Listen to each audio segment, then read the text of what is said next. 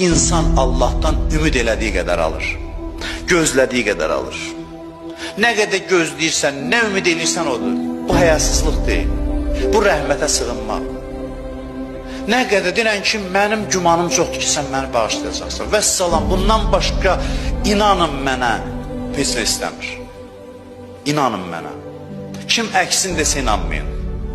Allah bu qədər istəyir. Sizin mənlə münasibətiniz ümid qədərdir. Mənə sığınmaq qədərdir. Ümidin qədər, ümidivə uyğun şəkildə sizinlə davranır, bizimlə davranır. Eyvallah ki, bütün xeyirlər ondan gözlənir. Bir dənə cümləyə inansaq bəsdir. Əl çəkmə xoşu gəlir ki, yox, mənim ümidim var, məni bağışlayacaqsın. Ümidim var. Mənə ümidli olun, nikbin olun, pozitiv olun. Həmişə işıqlı nöqtə axtarın. Yalancı ümid yox. Həyatın çətinliklərini gizlədir, uğurlarını qabardır. Deyir ki, pozitiv ol. Pis şeylərdən danışmaq yox.